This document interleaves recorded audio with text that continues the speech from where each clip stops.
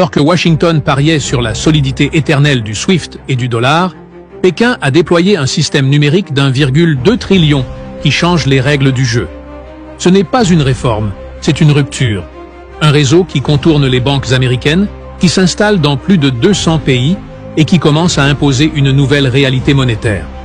L'Occident pensait que tout passerait encore par ces tuyaux.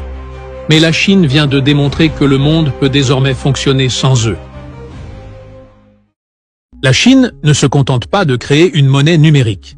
Elle érige un système financier aux proportions colossales, estimé à 1,2 milliard de dollars, qui menace de reconfigurer la manière dont l'argent circule à l'échelle mondiale. Alors que le reste du monde demeure prisonnier des rouages vieillissants du réseau SWIFT, Pékin semble avoir tourné la clé d'un chemin qui lui est propre, avec une infrastructure propre, déjà opérationnelle dans plus de 200 pays et régions, complètement indépendante des entraves de Washington. Selon la Banque populaire de Chine, le yuan numérique a déjà fait circuler l'impressionnant montant de 1,8 milliard de yuan, environ 250 milliards de dollars, rien qu'au premier trimestre de 2025. Ce chiffre à lui seul serait déjà capable d'attirer l'attention. Mais voici le point crucial. Il ne s'agit pas d'une simple modernisation des paiements, mais bien d'un projet stratégique, calculé pour garantir l'autonomie financière à l'échelle mondiale. En insérant le CNI non seulement dans les banques centrales, mais également dans des chaînes de production entières et des corridors commerciaux internationaux, Pékin est littéralement en train de réécrire les règles de l'ordre monétaire mondial de l'intérieur vers l'extérieur. Et c'est ici que surgit la grande question. Jusqu'où cela peut-il aller? Des analystes comme Martin Chorzempa, du Peterson Institute, qualifient ce tournant comme la première structure étatique réellement capable de défier le monopole du SWIFT.